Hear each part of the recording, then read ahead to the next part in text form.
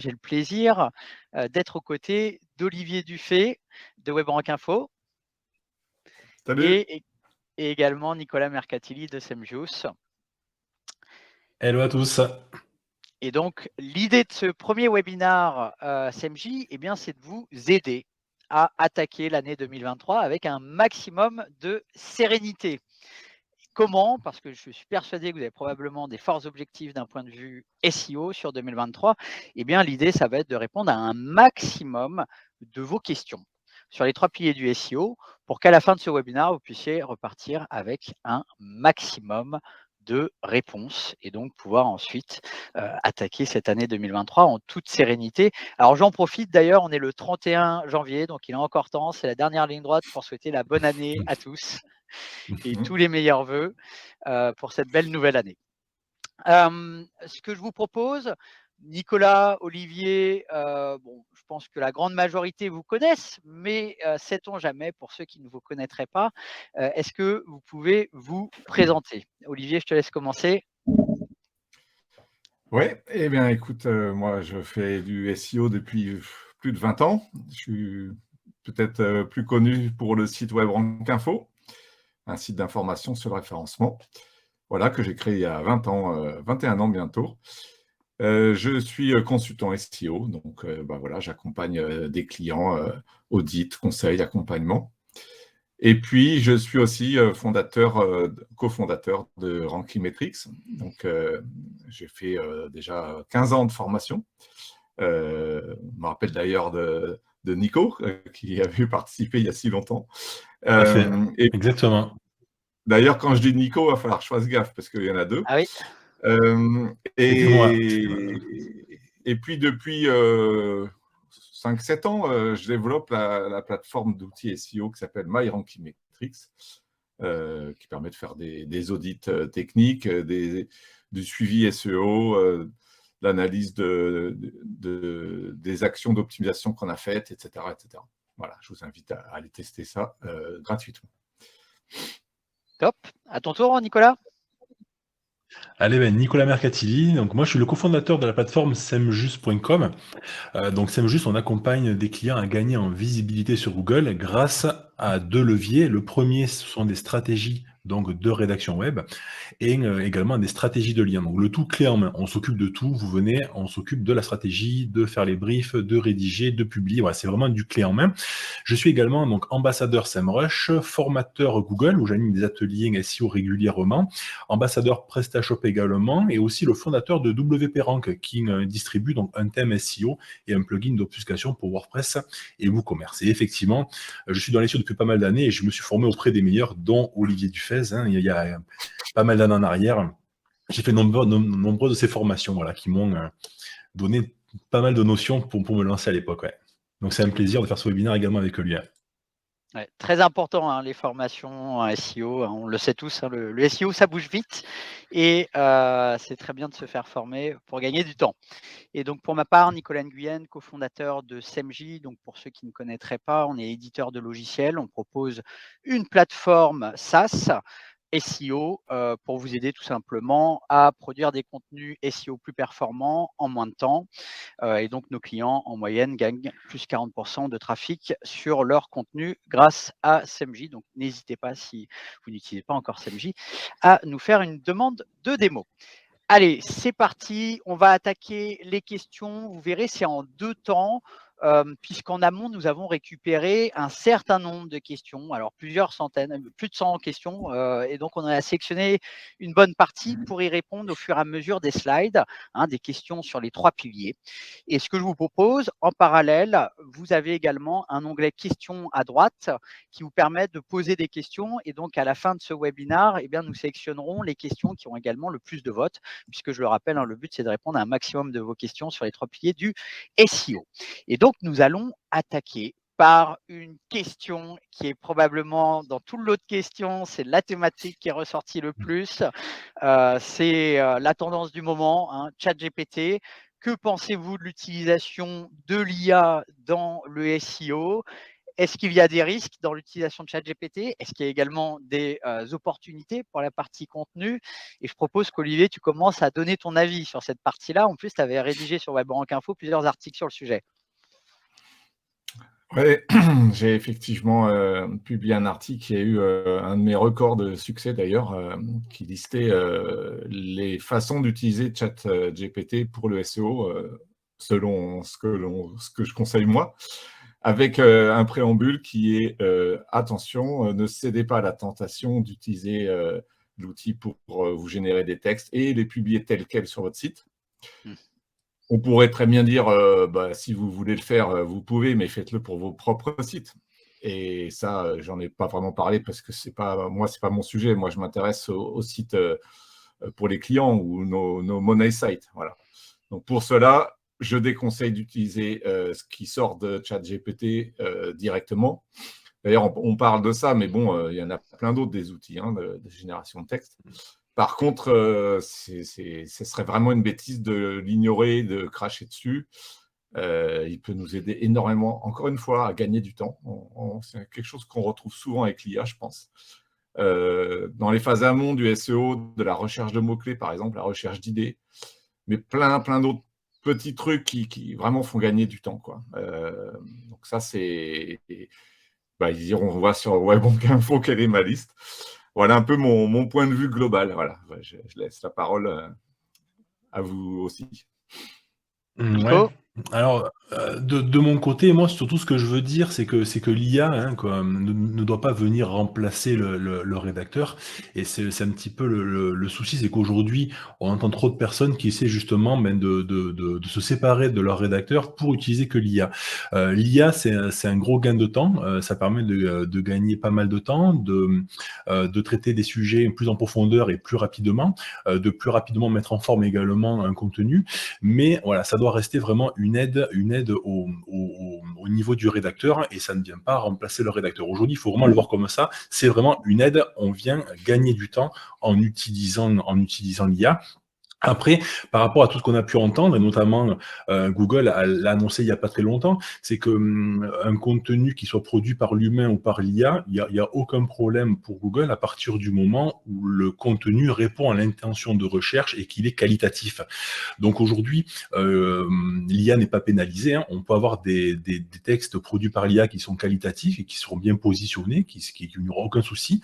Par contre, voilà, il faut éviter d'en abuser et de produire du contenu qui serait peu pertinent. Et c'est ce qui risque d'être pénalisé dans le futur. Voilà. Moi, je me permettrais de rajouter que c'est important d'avoir en tête une statistique. C'est qu'aujourd'hui, il y a seulement 10% des pages web qui captent du trafic SEO. D'accord ? Ça, c'est le premier aspect.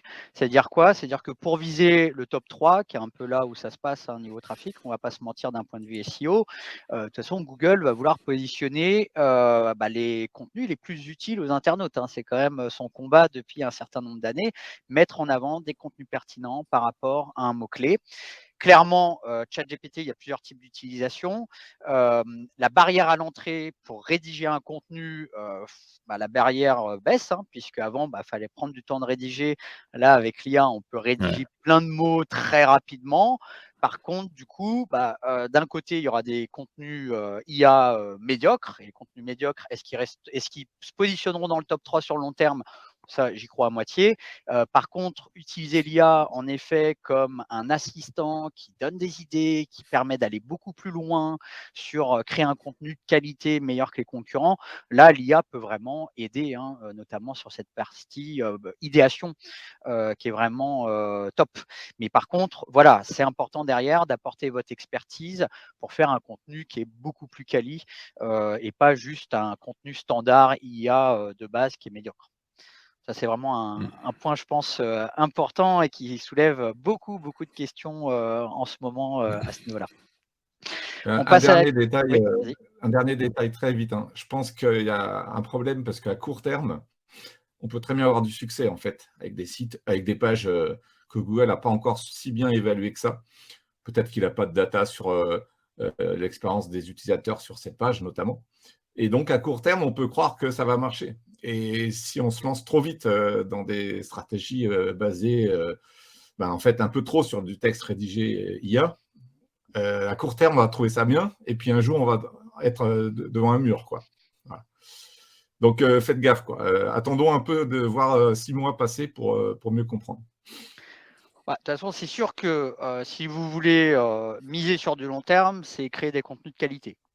Créer des contenus de qualité, ok, qu'il y ait l'IA qui aide ou pas, mais dans tous les cas, il faut l'humain. C'est la clé de tout, hein. C'est sûr. Allez, on passe à la question suivante, qui est une question qui revient assez souvent également. Donc, un client souhaite créer un blog pour son site. Est-il mieux qu'il le crée sur un autre nom de domaine, alors j'imagine un nouveau nom de domaine, ou peut-il le faire sur son site principal? Alors là-dessus, moi personnellement, j'ai un avis plutôt tranché, qui est votre site principal, en général, il a une autorité, hein, il a des backlinks, des referring domains, donc il a une autorité de nom de domaine d'un point de vue netlinking.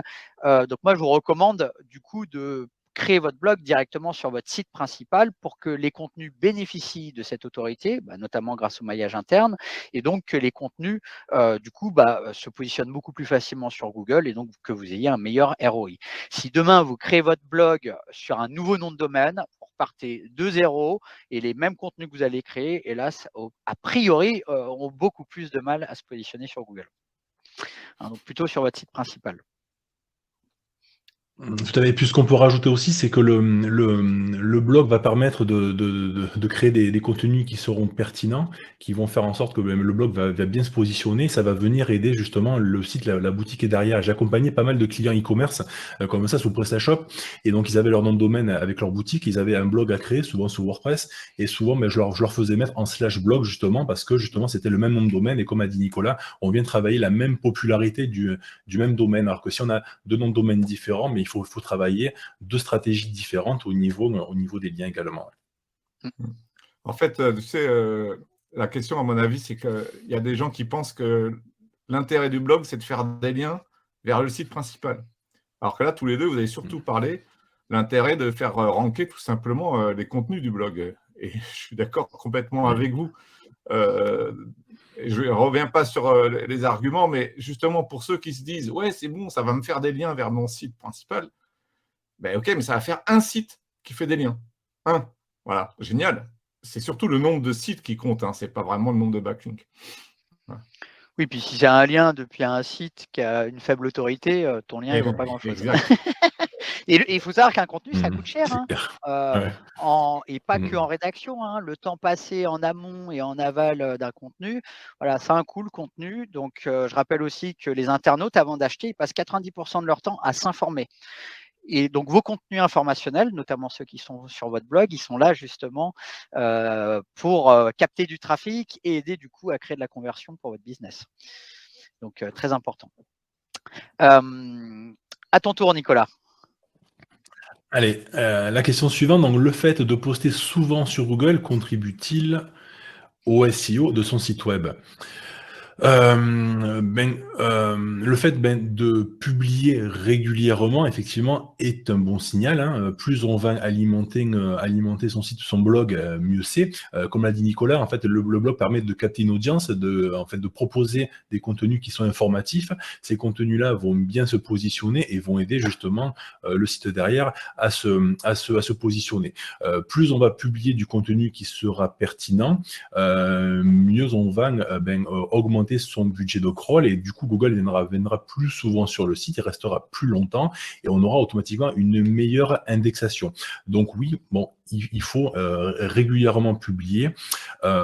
J'essaie de conseiller à mes clients qui étaient e-commerçants de publier au moins une fois par semaine, c'est le minimum pour moi, un contenu par semaine, et si vous pouvez en faire beaucoup plus, tant mieux. Et ça permet aussi d'aller chercher une sémantique. Vous n'êtes pas forcément sur votre boutique, vous avez une boutique qui vend certains produits, vous avez des mots-clés qui sont déjà positionnés grâce à votre boutique, à votre catalogue de produits. Le blog peut permettre justement d'aller chercher des mots-clés qui sont différents, qui sont associés à ce que vous faites, mais qui ne sont pas forcément des produits que vous proposez, mais vous pouvez justement capter une audience grâce à ces mots-clés-là et leur positionner justement les produits que vous proposez. Et nous, sur SEMJust, on le voit souvent, quand on alimente des sites régulièrement, automatiquement pour nos clients, automatiquement derrière, on voit que en termes de positionnement, de mots-clés, de visibilité, le site augmente bien. Hop. Olivier? Alors, est-ce que les contenus masqués dans des accordéons ou des onglets ont réellement un impact négatif sur le positionnement d'une page, et notamment quel impact depuis l'indexation mobile first? Donc, les contenus masqués n'ont pas un impact négatif à ma connaissance. Il n'y a pas de souci.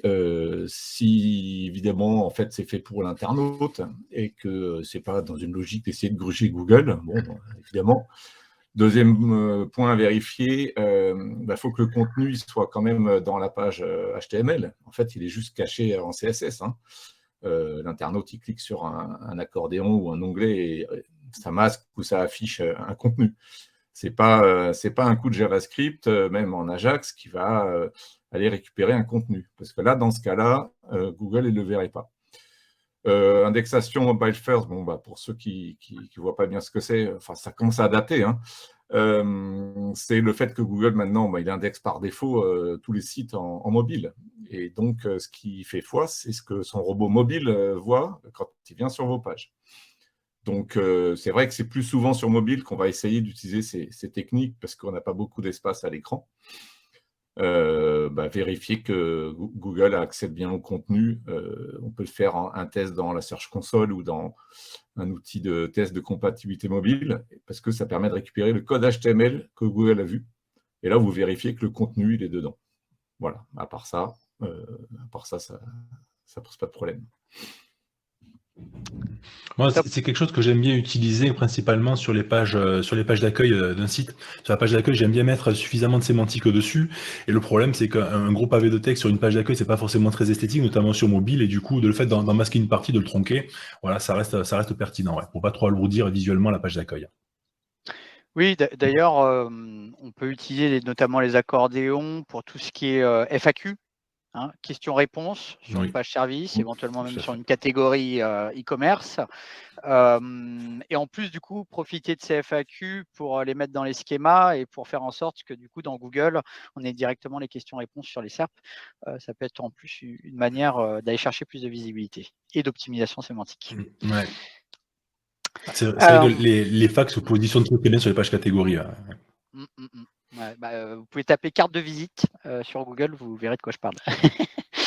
Alors, elle était mignonne, cette question. Quelle stratégie est à déployer pour atteindre la page numéro 1 du mot-clé Tribo Finition et y rester? Pourquoi elle est mignonne? Parce que déjà, elle est large. Hein. Comment je fais pour atterrir en première page? Puis le mot-clé m'avait interpellé. Donc là, j'ai un peu triché, j'ai quand même mis une slide. Normalement, on ne mettait pas de slide. Mais l'idée, c'est quoi? C'est de partager avec vous, en tout cas, moi, ma manière d'analyser, je dirais, de manière un peu macro les choses. Tribofinition. Alors, je ne sais pas ce que c'est, tribofinition, mais la première chose que je vais faire, c'est que je vais déjà analyser qu'est-ce qui se positionne en première page. Hein. Ça, c'est le premier réflexe à avoir. Donc, j'ai tapé dans href tribofinition. Qu'est-ce que je vois? Je vois qu'en premier, j'ai Wikipédia. Ensuite, je vois un résultat qui est ce qu'est la tribofinition, point d'interrogation. Et ensuite, je vois les bases de la tribofinition. Déjà, qu'est-ce que je me dis? Je me dis, là, on est plutôt sur de l'informationnel. Hein, ce n'est pas des catégories commerce pour acheter des appareils. Non, non. Là, c'est un contenu édito qui a pour enjeu d'expliquer ce qu'est la tribofinition. Donc, la base de tout, déjà, pour ranker en première page Google, ça va être de créer un contenu qui explique ce qu'est la tribofinition. Ça, c'est la première étape.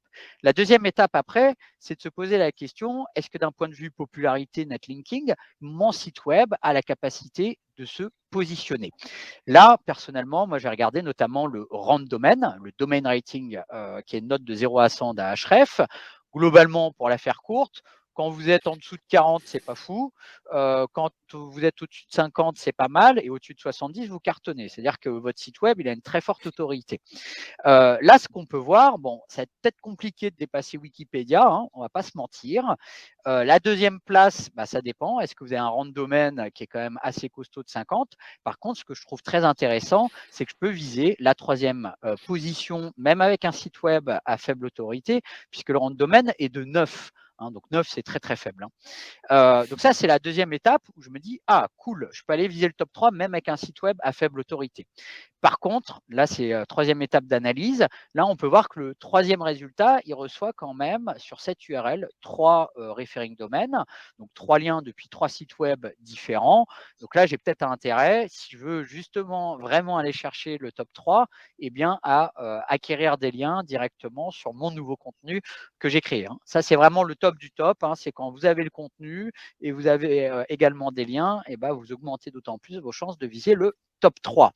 Et donc, une fois que j'ai fait tout ça, l'étape d'après, ça va être également de montrer à Google qu'on est expert sur ce sujet-là, sur notre site web, et on va créer tout un tas de contenus connexes à la tribofinition, hein, donc sur la longue traîne, sur les mots-clés connexes, pour faire un effet de cocon sémantique et montrer à Google qu'on est vraiment expert du sujet à travers plusieurs contenus. Donc voilà pour répondre à cette question qui est large. À ton tour, Nico. Allez, réaliser un cocon sémantique pour pousser une de mes pages est-il aussi puissant que d'acheter des liens? Alors, que ce soit cocon ou lien, mais les deux sont importants et on ne peut pas remplacer l'un ou l'autre. Hein. Alors, quand je dis cocon, j'associe aussi à la rédaction. Voilà, vous devez avoir ces deux leviers automatiquement. Après, il faut savoir que le cocon, ben, lui, il est là pour venir pousser, une page en interne, donc une ou plusieurs pages. Hein. Donc le cocon, il y a différentes pages du cocon qui viennent sur la page de pilier, et cette page-là, elle vient pousser des pages qui seraient une page de service, une page de vente, un produit ou une catégorie ou autre. Le but est d'utiliser les deux conjointement. Le cocon, mais on peut venir l'alimenter donc avec du lien externe, et si on n'a pas du lien externe, le cocon, mais il n'a pas forcément de jus à transférer vers la page. Donc il faut avoir en premier du lien externe qui envoie donc du jus sur le cocon, et le cocon vient pousser après une page en interne. Donc le cocon est pertinent, ça reste pertinent. Je recommande d'en faire à ceux qui peuvent déployer cette stratégie-là. Et ça permet aussi, quand on fait du lien, d'envoyer plus de liens vers différentes pages. C'est-à-dire, comme le cocon est fait pour pousser une page principale, on peut envoyer du lien sur différentes pages, et tout ce jus-là est canalisé et renvoyé vers la page cible, la page business que l'on cherche à pousser. Olivier, tu vois quelque chose à rajouter sur cette partie? Non, à part que moi, je pense qu'il faut d'abord faire le contenu et ensuite le pousser par des liens. Et la quantité de liens, elle dépend tout simplement de la concurrence. Il y a pour des pages un peu précises, quoi. On peut très bien, évidemment, n'avoir aucun backlink. Et dès qu'il y a de la concurrence, il en faut. C'est assez simple de dire ça comme ça, mais voilà. Et suivant aussi l'autorité du domaine. Quand on a un très très très gros domaine, effectivement, simplement le contenu peut suffire à se positionner. Mais dans la plupart des cas, il faut associer les deux. Ouais. Enfin, dans ce cas-là, c'est grâce à notre maillage interne. Hein. C'est pas juste je publie une page sur mon site à forte autorité, hop, ça fonctionne. Ça fonctionne grâce au maillage interne. Bien sûr. Il faut quand même aussi faire gaffe. Si une des pages du cocon, elle reçoit un seul lien interne, à mon avis, on a raté notre truc, quoi. Voilà. Ça suffira pas. Oui, le maillage interne est super important. Moi, personnellement, j'aurais tendance à dire, déjà, le cocon sémantique, par exemple, en e-commerce, vous avez une catégorie pour vendre des perceuses. Déjà, vous allez créer 20-30 contenus pour aider l'internaute autour de la perceuse, hein, comment choisir une perceuse, les avantages et les inconvénients de chaque type de perceuse, etc. etc. Rien que ça, déjà, ça va pousser vos pages catégorie e-commerce parce que Google va se dire, OK, niveau contenu, ce site web-là, il est top par rapport aux sites concurrents. Et clairement, l'étape 2 derrière, pour aller encore plus loin, c'est d'envoyer une campagne de netlinking. Là, c'est le nec plus ultra quand il y a les deux, clairement. À ton tour, Olivier. Alors, comment influencer Google pour qu'il utilise mes métadescriptions? Bon, question assez simple, même si on n'a pas une réponse, une solution à tout, on va dire, parce que tout simplement, vous n'avez pas de garantie que Google utilise votre métadescription. Alors, quand on dit utiliser la métadescription, ça veut dire quoi? Ça veut dire que ça serait le texte que Google affiche dans les SERP, le fameux snippet, l'extrait. En fait, Google, il s'adapte à l'internaute, à sa recherche, et il compare à votre contenu. Bon, c'est sûr que si vous mettez la description, elles sont toutes automatisées ou ou très rapidement faites, vous réduisez vos chances que Google les utilise. Donc, généralement, moi, j'ai un peu deux parties dans une métadescription. Il y en a une qui décrit très précisément ce qu'on trouve dans la page. Donc, il y aura des mots-clés. Et la deuxième partie, sachant qu'on a à peu près, je ne sais plus, 160 caractères environ. La deuxième partie, elle est plus orientée marketing. Vous allez peut-être donner des arguments pour faire venir un internaute sur votre site. Vous pouvez utiliser votre marque à cet endroit-là. Vous pouvez mettre des arguments qui n'ont rien à voir avec le SEO, hein, genre livraison offerte à partir de machin, etc. Mais vous n'avez pas de garantie que Google les utilise quand même. Oui, c'est pas simple, hein, cette partie-là. C'est comme les titres. Ouais. Google fait sa loi. Avez-vous des retours d'impact de la dernière mise à jour Google Helpful Content sur les sites français? Alors, pour ma part, j'ai 2 retours à vous faire. Sur un premier retour qui concerne les clients qui utilisent SEMJ. L'avantage, c'est qu'on a 400 sites web clients connectés dans SEMJ, où on a les statistiques Search Console, Google Analytics, etc. Puis bien, on a aussi nos équipes qui échangent régulièrement avec nos clients. Bon, il y a pas de baisse de trafic, hein, parce que bon, on travaille plutôt avec des marques qui font des contenus de qualité. Il n'y a pas de sujet. Donc, si vous faites des contenus pertinents pour l'internaute, vous n'avez pas à vous inquiéter. Par contre, j'ai un autre retour à vous faire, puisque je suis l'évolution de plusieurs sites Black Hat, hein. Il y a une grande tendance depuis l'arrivée de GPT, il y a plus d'1 an maintenant, de sites web, de réseaux de sites web à coup de génération automatique de contenu full IA, hein, il n'y a pas d'humain quasiment. Et on parle de sites web avec 10 000 contenus chacun générés par l'IA. Bon, bah, ceux-là, autant en plus, les US ils avaient commencé à se faire dégommer quelques mois à l'avance, mais là, ça y est, hein, les sites français full IA, moi j'en vois beaucoup tomber, parce que globalement, ça polluait les SERP Google. Dès lors que vous tapiez un mot-clé d'ultra longue traîne, vous pouviez tomber sur plein de sites IA. Alors, il en existe encore, hein, l'algo n'est pas parfait, mais je pense que clairement, Google cible ces fameux sites Black Hat très spammy d'un point de vue contenu, quoi. Nicolas, Olivier, vous voulez peut-être rajouter un point là-dessus, de votre côté? Ouais, Ouais, de mon côté, pareil, j'ai pas forcément vu d'impact. ouais, juste pour Vas-y, rebondir Olivier, je t'en sur prie. tes exemples de sites Black Hat, là, Nicolas, il y en a aussi qui ont 100%, enfin, c'était peut-être ça dont tu parlais, hein, qui ont 100% automatisé avec en fait du scrapping et des trucs du genre.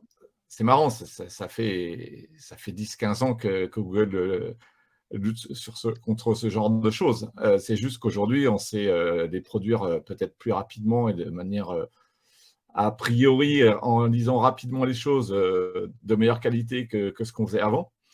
Et pourtant, Google, effectivement, il a l'air de réduire le nombre de mois nécessaires pour les choper. C'est quand même encore un nombre de mois, hein. Mais donc, je ne sais pas, c'est entre 3 et 6 mois maxi, à peu près la durée de vie de ces sites, quoi. Oui, sachant qu'en plus, Google a publié un papier de recherche, notamment sur sa capacité sur des algos de détection automatique de contenu IA. On peut imaginer, bon, quand même que si Google voit un site web avec certaines statistiques, 10 000 pages contenues, tous flagués full IA, bon, je pense qu'ils ont une petite alerte. Mais c'est assez dingue, hein. Moi, j'ai vu des sites Black Hat monter à 2 millions de trafic mensuel, hein. C'est ultra impressionnant, hein. Bon, par contre, forcément, c'est toujours le jeu du chat et de la souris, hein. C'est qu'à un moment donné, Google adapte ses algos, hein. Pas se mentir, hein, c'est le Black Hat a toujours été là et Google a toujours été là pour courir après. Nico, à ton tour. Allez, une nouvelle question. J'ai soigné l'écriture de mes articles en suivant l'ensemble des règles SEO, donc longueur de contenu, mots-clés, métadescription, images, titres, etc. Mais j'ai du mal à les faire remonter en première page sur les résultats de recherche. Quel est le moyen le plus efficace? Alors, c'est une question qui est un petit peu large. Là, on part du principe où la rédaction a été correctement faite. Donc là, bon, la sémantique n'a pas été abordée, mais il faut également optimiser dans la sémantique de son article, hein, donc avec des outils comme SEMJ, là où on va chercher un champ lexical pour avoir un texte le plus riche possible sémantiquement. Une fois que ça c'est en place, les deux seuls leviers qui restent, c'est la partie technique. Est-ce qu'il y a des blocages, des problèmes qui pourraient bloquer justement donc l'indexation au niveau de ces contenus-là. Et puis après, s'il n'y a pas de problème technique, tout va bien. Mais après, le seul levier que l'on peut venir actionner qui est en parallèle justement de la rédaction, c'est le lien, où là, il faut venir pousser un petit peu avec du lien externe, mais aussi essayer de voir est-ce que les contenus sont bien maillés en interne, est-ce que les contenus sont assez proches de la page d'accueil pour être facilement crawlés et indexés aussi. Donc voilà, donc la technique, le maillage interne, et puis également un petit peu de lien externe. Oui, moi, je me permettrais de rajouter, si vos contenus n'arrivent pas à se positionner dans le top 3, déjà, le premier sujet, c'est comparer votre contenu d'un point de vue qualitatif auprès de l'internaute par rapport au top 3 concurrents. Est-ce que votre contenu apporte quelque chose qui est meilleur que le top 3 des concurrents? Ça, c'est vraiment le premier sujet, hein. C'est vraiment produire un contenu qui est bien meilleur que le top 3. Et ensuite, l'autre enjeu, en plus du netlinking, ça va être toujours les histoires de cocon sémantique, hein. C'est-à-dire, si vous faites 50 pages sur un sujet, vous avez plus de chances de vous positionner sur la thématique que si vous avez une seule page. Et un dernier point à vérifier, que vous ne vous êtes pas planté sur l'intention de recherche telle que l'algo de Google croit l'avoir deviné. C'est-à-dire que vous êtes super fier de votre contenu, vous l'avez en tête et tout, et cet idiot de Google, il pense que l'intention de recherche, elle est un peu différente de ce que vous aviez pensé. Et les concurrents, eux, ils ont un contenu qui correspond pile poil à l'intention de recherche de Google. Donc, si jamais vous êtes un petit peu en déphasage, ça explique votre problème. Ouais. D'où l'enjeu de C'est toujours ce qu'a analyser le top Nicolas 3. au niveau de la SERP. Ouais, toujours analyser le top 3. Demain, vous avez une catégorie e-commerce tribofinition. Non, elle ne se positionnera pas sur le mot-clé tribofinition. Hein, on a vu ensemble tout à l'heure. Il faut un article qui explique ce qu'est la tribofinition. Donc, toujours analyser le top 3, c'est la clé, comme dit Olivier. Alors, on a une question sur les images, Olivier. Oui, donc pour la recherche par image avec Google Lens, comment on fait pour bien optimiser les images? Alors, Google n'a pas donné la solution, ça serait trop simple, hein. Donc, moi, j'ai l'impression que déjà, la première des choses, c'est d'être ultra bon sur l'optimisation classique des images.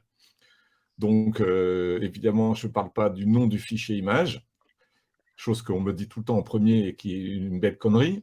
Non, la meilleure façon, c'est le contexte sémantique dans lequel l'image est placée dans la page HTML. Donc, la légende sous l'image, l'attribut alt, évidemment, et tout le contexte sémantique, de quoi on parle autour de l'image. Le paragraphe avant, le paragraphe après, le titre de la page, voilà. Ensuite, je suppose que Google utilise pas mal aussi les données structurées pour vraiment comprendre de quoi parle votre page et particulièrement chacune des images. Donc, si c'est des images, par exemple, sur une fiche produit, j'espère que vous avez mis les bonnes données structurées. Et dans les données structurées du produit, il y a des images possibles à mettre. Voilà. Donc, d'ailleurs, ça rejoint une autre question dont on va parler tout à l'heure sur les données structurées. Alors, ensuite, une bonne stratégie de contenu peut-elle suffire si je n'ai pas le budget pour refaire techniquement mon site et acheter des liens? Moi, j'ai envie de dire, il y a un peu… Alors, déjà, l'idéal, c'est d'investir sur les 3 piliers. Je pense qu'on est tous d'accord là-dessus. Si votre technique, vous avez un gros problème bloquant sur votre technique, ne pourrez pas ranker. S'il y a un no-index sur l'ensemble de vos pages ou des problèmes de canonical, voilà. Donc, pareil, si vous n'avez pas de popularité sur votre site web, c'est compliqué. Donc, idéalement, il faut investir sur les 3 piliers. Ça, c'est très important. Et en parallèle, s'il y a un pilier à favoriser, alors je pense que chacun aura des avis potentiellement convergents ou différents, ça dépend aussi de l'autorité de votre site web. D'accord. Demain, vous me dites, j'ai un site web avec un domain rating de 0. Bah, je vais vous dire, là, ouais, il faut quand même investir en netlinking, sinon, ça va être compliqué. Si vous me dites: «J'ai un domain rating, super puissant de 70», là, je vais vous dire: «Ouais, vos contenus, ils normalement, en publiant plein de contenus, vous allez faire beaucoup, beaucoup de trafic». Donc je pense qu'il faut aussi regarder cette partie, domain rating. Bien entendu, ça dépend des mots-clés que vous ciblez, de la concurrence, du coup, en face. Mais du coup, plus vous avez d'autorité sur votre site web, plus vous pouvez accélérer votre stratégie de contenu. Par contre, clairement, si vous partez de loin d'un point de vue autorité, popularité, là, c'est important en plus du contenu, de mener des stratégies de netlinking. Et moi, personnellement, les marques où je vois les plus belles croissances, c'est vraiment les marques qui investissent sur les 3 piliers. Bon, je vois qu'Olivier et Nicolas, vous réagissez pas, c'est qu'on doit être en phase. Non, mais très bien. Non, mais effectivement, hein, il y a pas de secret, hein. S'il manque un des 3 piliers, c'est compliqué. Donc il faut toujours actionner, si on peut, les 3 piliers, effectivement. Top. Nouvelle question, l'amplification de liens. Alors l'amplification de liens, c'est, bon, on a repris la question telle qu'elle était, mais c'est le lien vers le lien, donc bonne ou mauvaise pratique? Alors, le lien vers le lien, il y a 2 intérêts. Le premier, c'est de venir rentabiliser des gros liens que l'on a déjà achetés, et le deuxième, c'est de venir passer plus de budget, en termes de liens sur un site qui serait pas forcément légitime à en recevoir autant. Alors, pour vous expliquer ce que c'est le lien vers le lien, c'est que je possède mon site, hein. J'achète un lien sur un site, d'autorité, donc qui a de l'autorité, c'est-à-dire, quand on achète un lien, il y a 2 éléments. Il y a l'autorité du domaine, plus le site est gros, plus il est influent et plus il aura de l'autorité. Et il y a aussi après la notion de jus transmis. Donc le lien vers le lien, on vient refaire des liens vers un site qui nous fait déjà un lien. Le but est de récupérer du jus SEO au travers d'un lien qui a de l'autorité. Quand on achète un gros média, ces médias publient beaucoup, il y a pas mal de publications qui passent dessus, donc l'article que l'on a acheté va prendre rapidement de la profondeur. Donc on va perdre un petit peu du jus plus rapidement que sur un plus petit site. Mais il y a quand même une grosse autorité. Donc ce que l'on fait, la perte de jus interne qui est perdue via le maillage interne sur le site parce que l'article prend de la profondeur, ce jus-là, on vient le compenser par du jus externe. On renvoie des plus petits liens vers cet article-là qui, lui, refait un lien vers notre site. Donc voilà, donc on vient rentabiliser quand on achète un gros lien. Je vous incite vraiment à refaire du lien vers le lien pour venir rentabiliser au mieux ce gros lien. Et puis aussi, quand on est un tout petit site, qu'on a un gros budget, on ne peut pas forcément envoyer trop de liens vers son site parce que ça pourrait paraître manipulé et ça pourrait alerter Google ou un concurrent. Donc ce qu'on fait, c'est qu'on fait tampon, c'est-à-dire on achète des gros liens et on vient après renvoyer du jus, donc des petits liens vers ces gros liens. Et du coup, on n'augmente pas directement le nombre de domaines référents de son propre site. On vient passer justement du jus au travers d'autres sites derrière. Donc voilà l'intérêt du lien vers le lien, donc l'amplification de liens tel que ça a été posé par une personne. Merci à toi, Nico. Olivier? Alors, quelles sont selon vous les données structurées les plus intéressantes à utiliser en 2023 afin de booster sa visibilité sur la SERP? Alors, bon, déjà, il y a des données structurées qui, j'imagine, sont déjà fournies ou insérées par votre CMS, qui vont décrire l'organisation qui est derrière le site ou la personne, si jamais c'est une personne physique. Ou ça peut être aussi l'auteur, sur chaque page où il y a un auteur qui est mis en avant. Donc ça, c'est assez indispensable et c'est la base pour moi. Ensuite, il y a une deuxième partie qui est là aussi évidente, c'est toutes les données structurées qui sont décrites dans la doc de Google, tout simplement parce qu'elles ont un impact visuel sur les SERP. Donc, vous les connaissez, hein, c'est les étoiles des avis, c'est le prix d'un produit ou sa disponibilité, c'est des recettes de cuisine, etc., etc. Donc ça, c'est adapté au cas par cas, en fonction de chaque niche, chaque verticale ou chaque type de page. La bonne pratique étant d'ailleurs d'aller espionner ce que les concurrents ont fait, comment ils ont fait pour avoir tel affichage.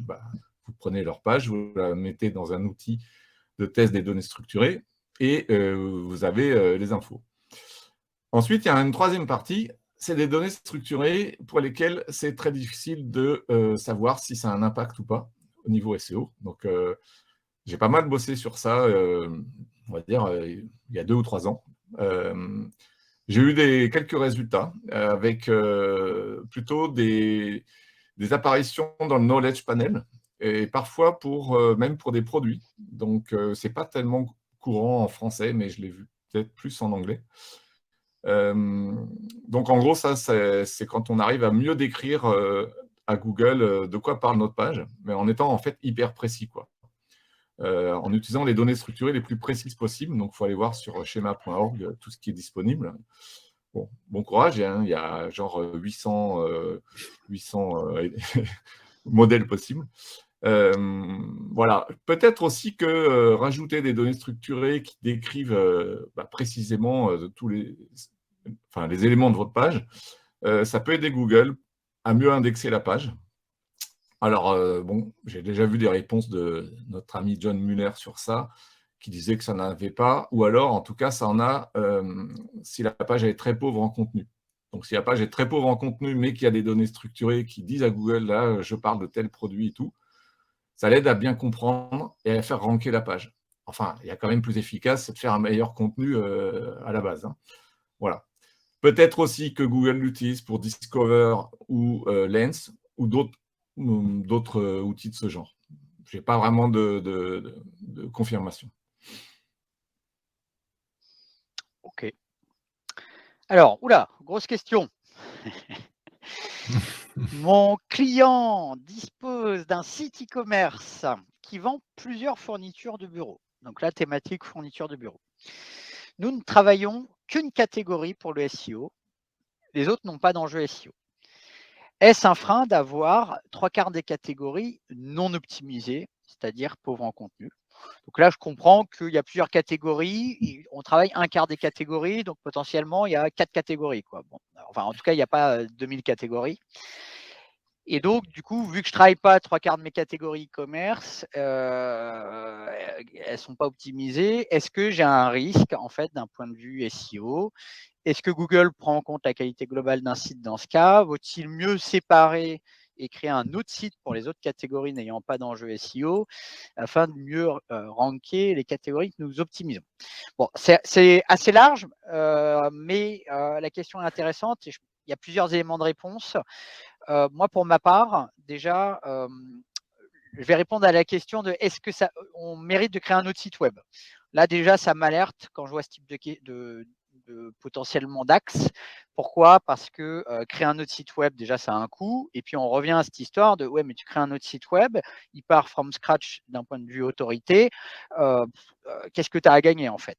Et là, en plus, je comprends que la thématique, c'est fourniture de bureau. Donc, d'un point de vue business, au-delà du SEO, j'ai intérêt à ce que mes visiteurs voient les différents produits de fourniture de bureau que je vends pour faire du cross-sell d'une catégorie à l'autre.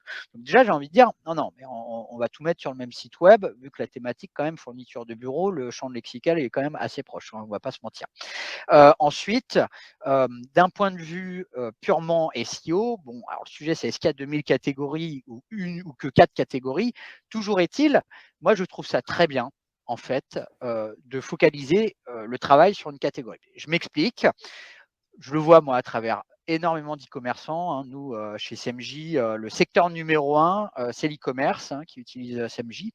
Et souvent, je vois des clients qui cherchent à optimiser toutes leurs catégories en mettant du texte, etc., sur un maximum de catégories. Pour moi, ce n'est pas la bonne approche. La bonne approche, qui est celle d'ailleurs de Mano Mano à l'époque, elle est de dire, j'ai plein de catégories commerce, j'en prends une. C'est celle qui est la plus stratégique. Et celle-là, je vais faire le travail à fond. Pourquoi? Parce que, en fait, en faisant le travail à fond, c'est là où je me donne les moyens d'aller chercher le top 3. Et on sait très bien que c'est dans le top 3 que ça se passe. Alors que si je dilue tous mes efforts sur l'ensemble de mes catégories et que, par exemple, je passe de la 9e à la 8e position sur Google, ce n'est pas ça qui va faire que je connais une super croissance de chiffre d'affaires. Donc, il vaut mieux prendre une catégorie vraiment prioritaire. Et là, on optimise la catégorie, on fait un cocon sémantique, on fait le netlinking, tous les autres conseils qu'on vous a donnés. Bien entendu, on vérifie techniquement la partie technicale. Et là, une fois qu'on a fait ça, donc ça prend du temps, on se dit c'est bon, j'ai fait le travail. Là, cette catégorie-là, on a fait le boulot. Dans 6 mois, on va en récolter les fruits.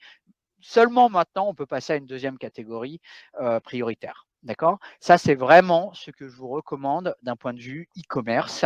Ne pas diluer les efforts, faire les catégories une par une pour vraiment aller loin. Alors là, je parle d'un travail contenu netlinking, bien entendu, d'un point de vue technique. Quand vous optimisez techniquement un layout de page catégorie, ça va impacter au global le site e-commerce. Donc ça, le raisonnement est un peu différent. Est-ce que vous voyez est-ce que vous avez des avis là-dessus, Nicolas et Olivier? Non, mais écoute, Moi, je très suis bien, tu as d'accord. parfaitement répondu. Ouais. Ouais. Je suis d'accord avec toi, Nicolas, sur le fait qu'il faut aller au bout d'une thématique, d'une catégorie. Et ça sert à rien de saupoudrer. Voilà, ça c'est hyper, hyper important. Par contre, moi, j'ai quand même des retours sur le fait que la qualité globale du site, elle joue un rôle. Ça fait presque 15 ans, hein, depuis Panda, hein, en fait, hein, que Google a introduit cette idée-là. Donc, on peut très bien ne pas l'écouter pendant 15 ans, mais au bout d'un moment, voilà.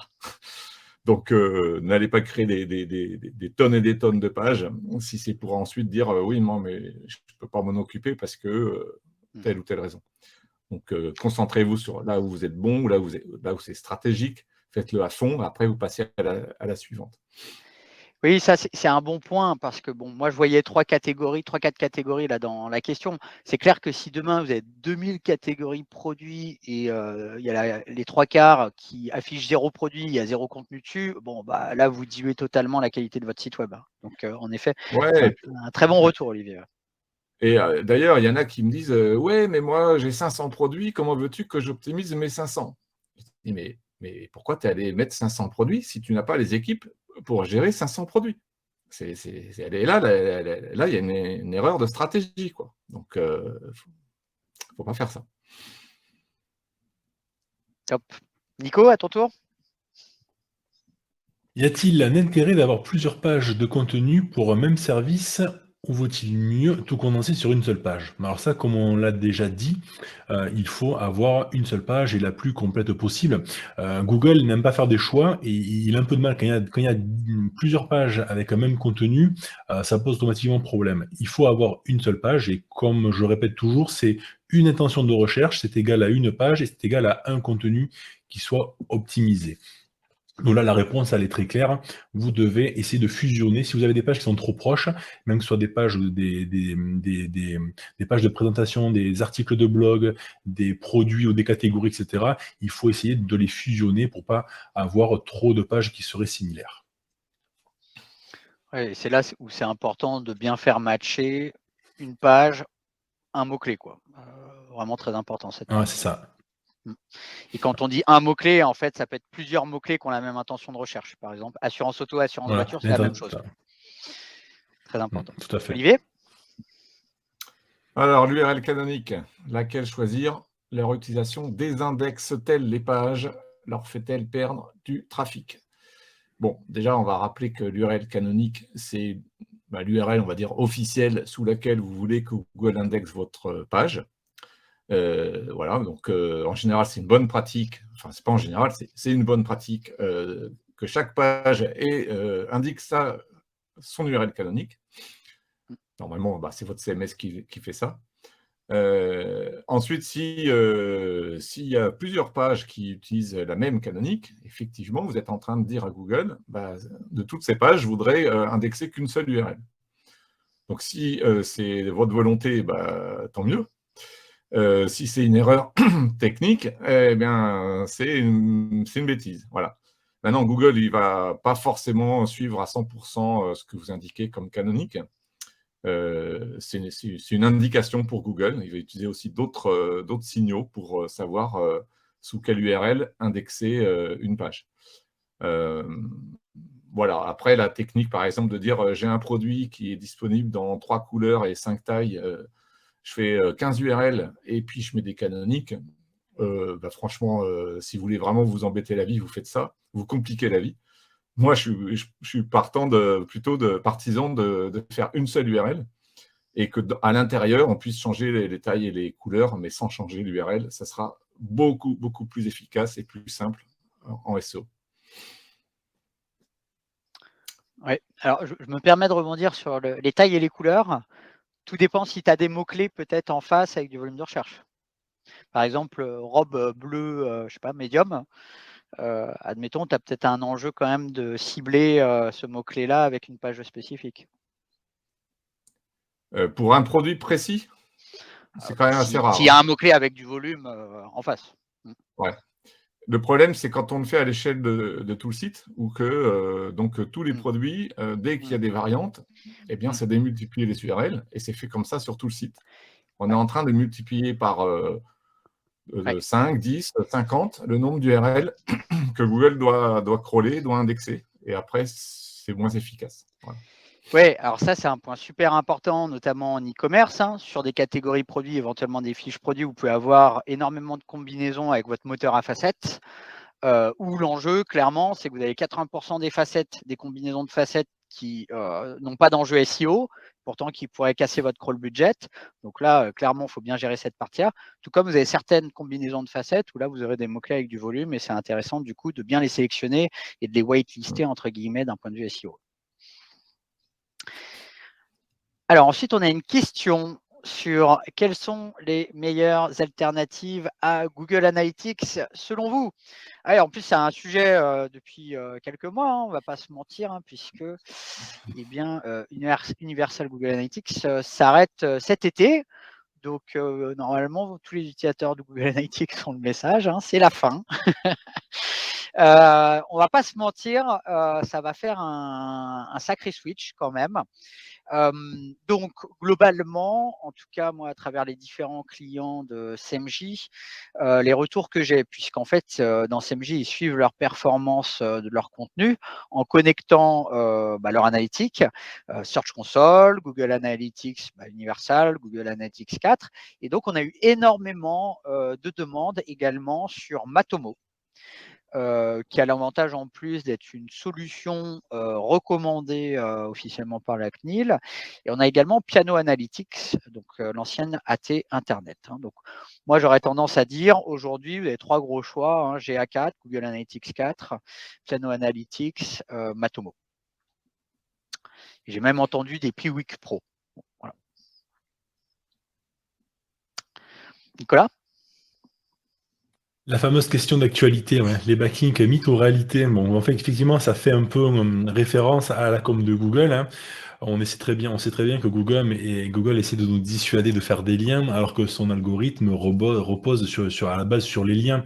Donc effectivement, Google, il peut pas nous dire de faire des liens, mais bon, voilà, le PageRank que Google nous masque maintenant depuis pas mal d'années, mais repose sur les liens. Donc aujourd'hui, les liens restent toujours efficaces. On a besoin de liens pour faire ranker son site. Après, il y a lien et lien aussi. Comme on l'a dit tout à l'heure, on a parlé de rédaction, il y a de la rédaction qui peut être auto-générée de mauvaise qualité, de la belle rédaction, mais pour les liens, c'est la même chose. On a des liens qui seront de mauvaise qualité, des liens qui seront de bonne qualité, et puis ça peut être des liens au travers d'une stratégie aussi, avec une réflexion plus globale. Donc aujourd'hui, les backlinks, ça c'est vraiment, vraiment difficile de faire sans, mais voilà, attention à la com trompeuse de Google, qui nous dit que les backlinks seront de moins en moins efficaces. Pour moi, aujourd'hui, ce n'est pas possible que Google fonctionne sans faire référence au backlink. Vos avis là-dessus, vous, tous les deux? Alors, moi j'ai commencé le SEO il y a presque 15 ans. Pour le coup, à l'époque, les liens, le contenu n'était pas un sujet. Et le gros sujet, c'était les liens. Et donc, avant Panda Pingouin, peu importe le contenu de la page, on faisait positionner n'importe quelle page sur n'importe quel mot-clé. Il n'y a pas les histoires d'intention de recherche, etc. C'était d'une simplicité extrême. Le sujet, c'est combien de liens on pouvait créer. On va pas se mentir. Moi, mon avis, c'est que Google maintenant est beaucoup plus intelligent pour vraiment faire matcher la pertinence d'un contenu par rapport à une requête. C'est quand même la grosse évolution et ce qui fait que le secteur du content marketing explose. Cependant, clairement, aujourd'hui, on va pas se mentir, les liens sont super importants. Donc, Google dit, on va réduire son importance, mais oui, mais si c'est pour réduire de combien de pourcents en fait? Si c'est pour réduire de 3%, 5%, 10%, est-ce que ça va vraiment changer les choses? C'est plutôt ça qui m'interroge, quoi. Ouais, carrément. Moi, j'essaye d'avoir une approche la plus pragmatique possible. Pour moi, on est passé de la punition avec notamment les pénalités manuelles même qu'il y avait sur les backlinks artificiels, enfin dits artificiels repérés par Google, à aujourd'hui plus rien. Donc Google, c'est le grand silence. On ne sait pas si un lien est pris en compte par Google ou pas. Qu'il soit listé ou pas dans la Search Console, bon, c'est un indice, mais ça garantit rien du tout. On peut trouver des liens nofollow qui sont dans la Search Console.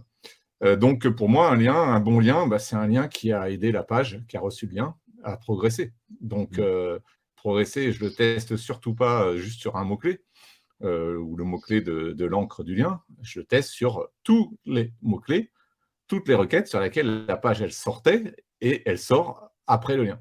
Donc, il y en a qui ont vu passer. J'ai sorti une proposition pour vous simplifier ça avec mon outil RM Console.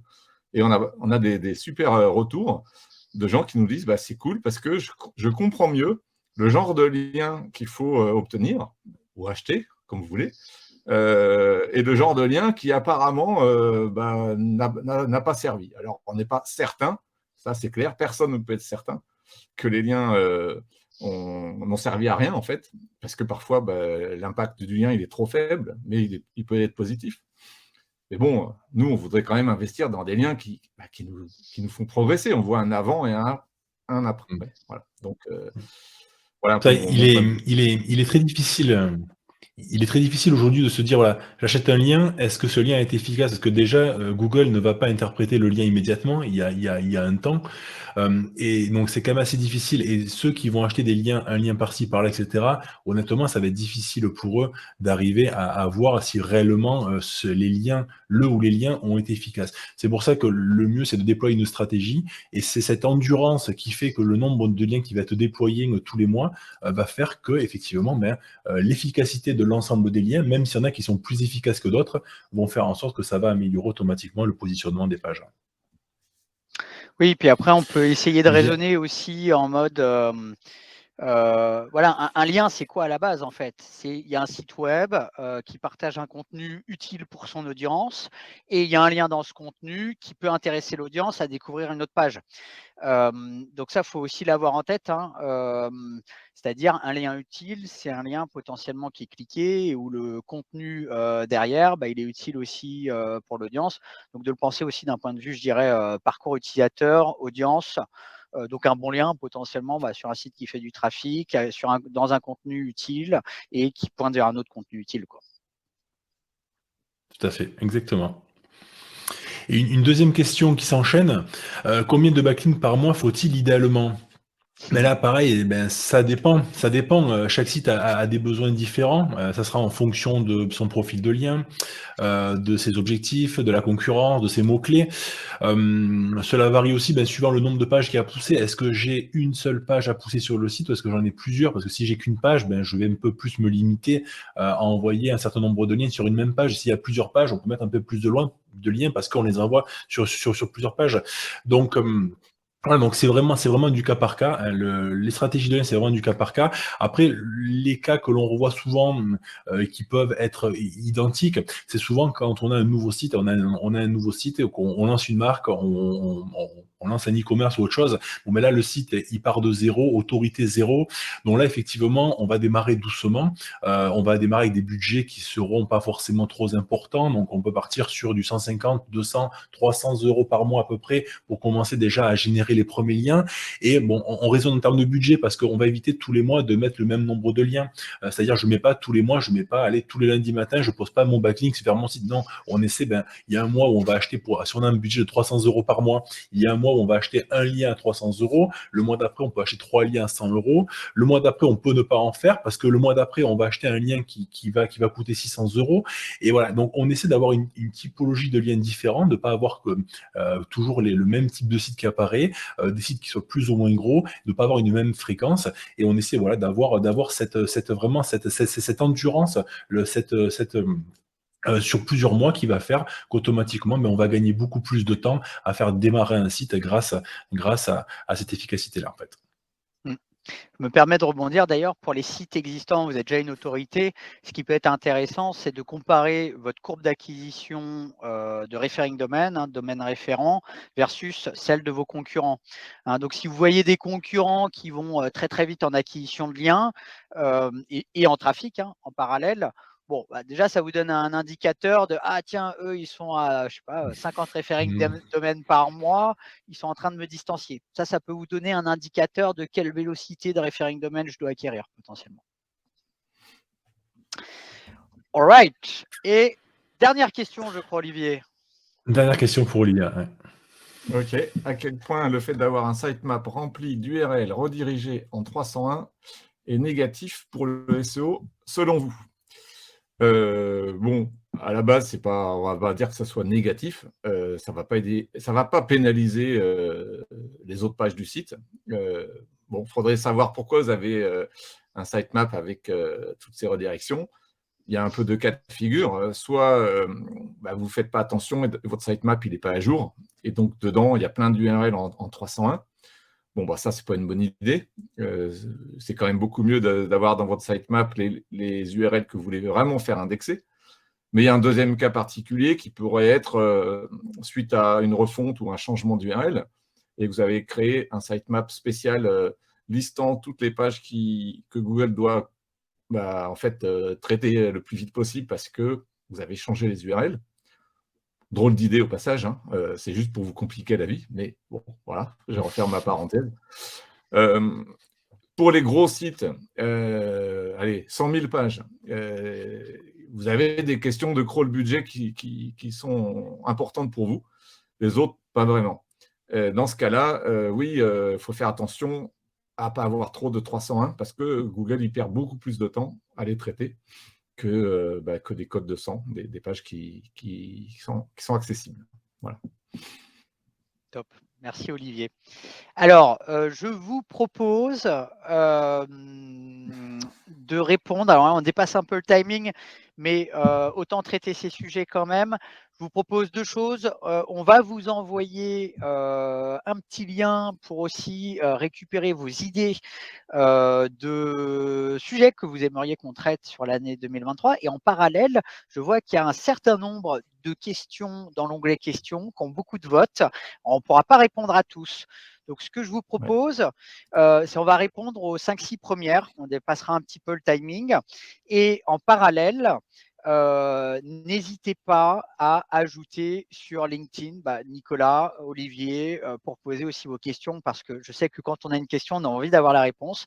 Ajoutez-nous sur LinkedIn. Allez, venez nous poser la question. On prendra le temps d'y répondre. Et là, je vous propose, c'est qu'on réponde aux questions, aux 4-5 questions qui ont le plus de votes. Donc, la première, étonnamment, elle est challenge, cette question. Comment se positionner sur des mots-clés avec des fautes d'orthographe?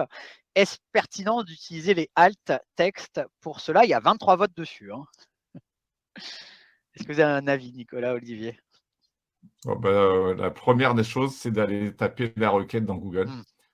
Et vous allez peut-être avoir des surprises. C'est-à-dire que si Google il a compris de quoi vous voulez parler, eh bien, peu importe d'avoir fait la faute d'orthographe ou pas dans votre site, enfin, je préfère même être clair, vaut mieux que vous ne l'ayez pas faite, parce qu'à la base, votre site, vous le faites quand même pour votre audience, vos internautes.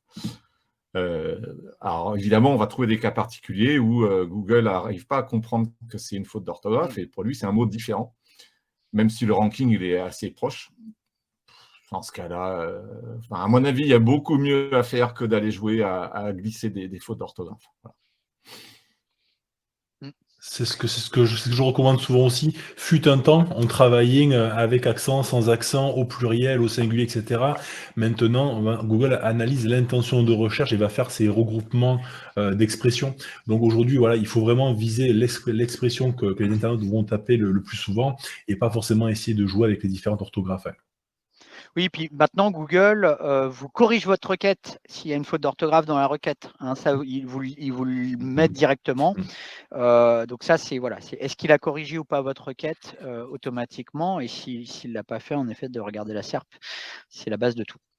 Donc ça, c'était la question avec le plus de votes. On a une autre question. Comment faire pour éviter la cannibalisation entre des pages?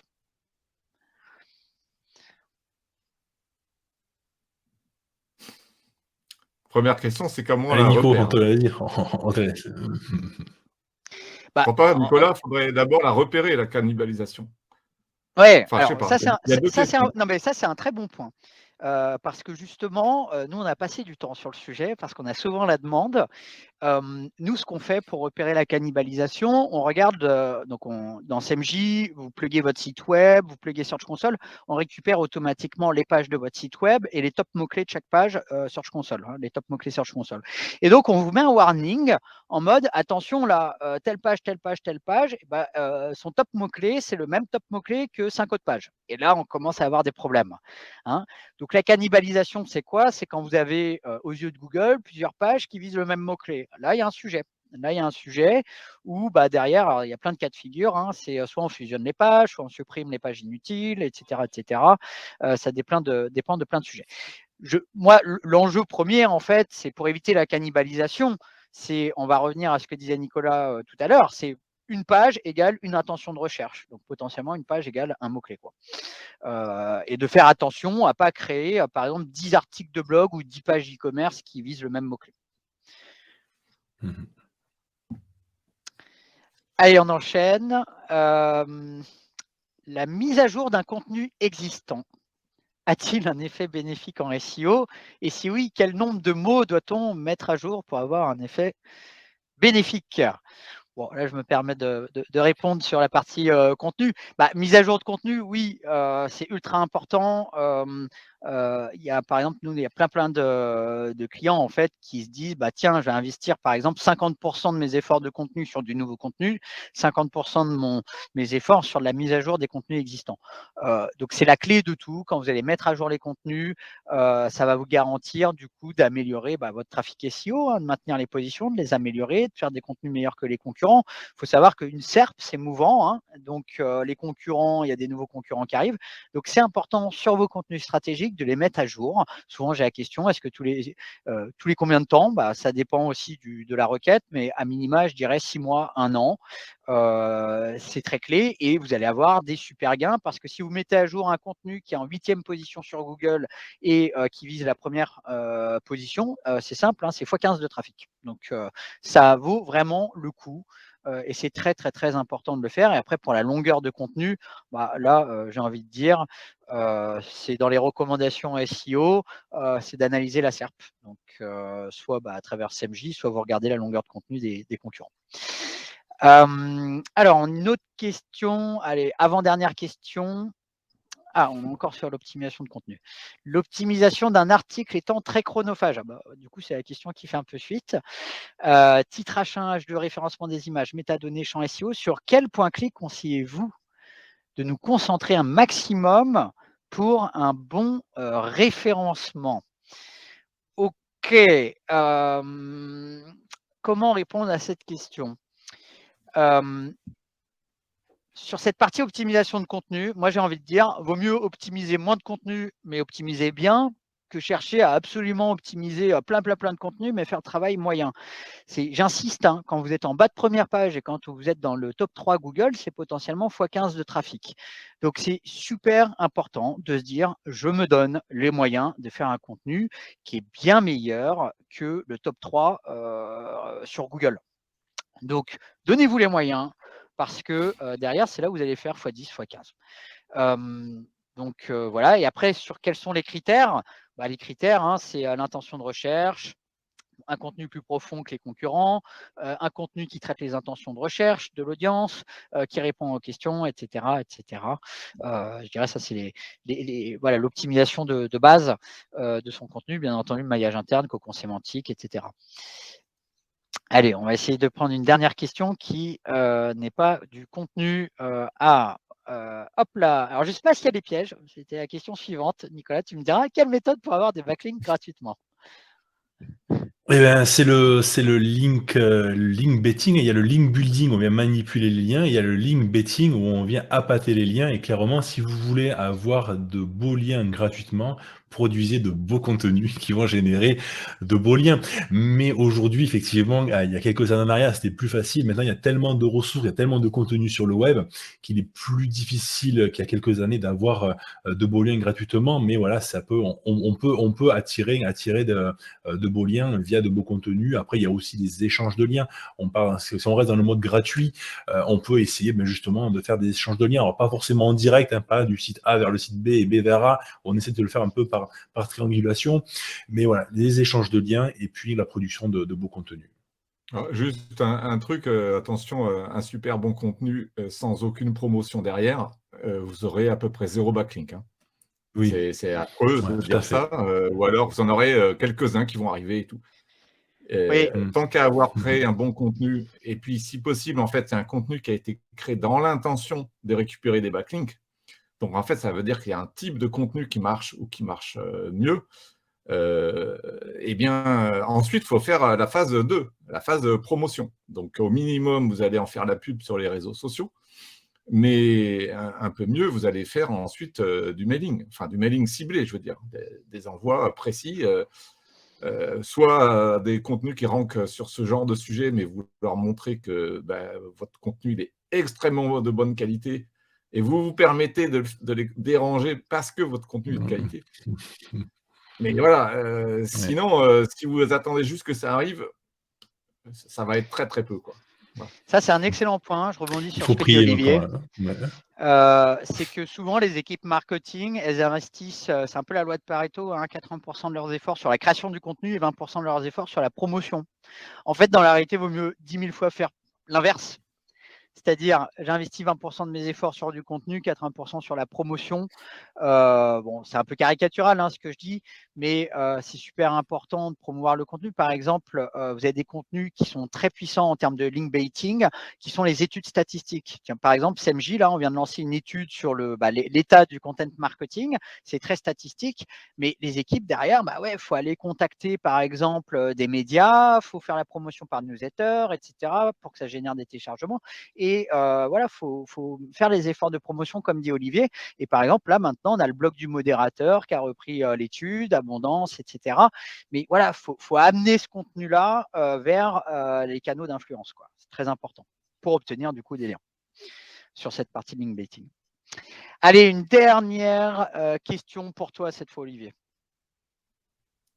Comment effectuer effectuer un changement d'année d'année sur une URL d'un article tout en conservant son SEO? Exemple, j'ai une URL où il y a écrit 2022.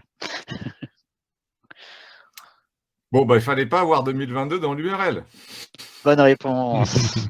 Bonne réponse. Alors sinon, je ne touche pas l'URL. Franchement, je ne m'emmerde pas. Sur mobile, les gens ne la voient même pas. En SEO, l'impact, il est inexistant pour moi. C'est la mise à jour du contenu qui est majeure.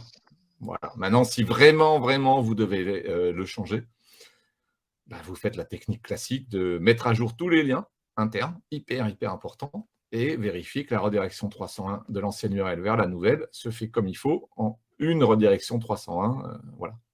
Mais bon, sinon, le plus simple, c'est de pas changer l'URL. On change le titre, on change le contenu, et voilà. Donc, évitez les années dans vos URL, clairement. Ah oui. Eh oui, très important pour les rendre evergreen, tout simplement.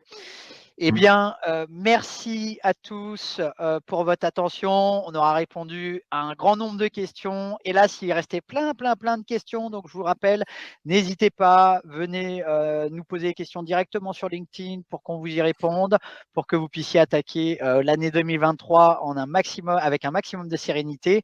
Un grand merci à vous, Olivier et Nicolas, pour ce webinaire. C'était vraiment top de vous avoir. Et puis, un grand merci à tous pour votre participation et on se revoit très bientôt pour un prochain webinaire et des nouvelles aventures. Bonne journée à tous. Okay. Salut. Ciao. Ciao.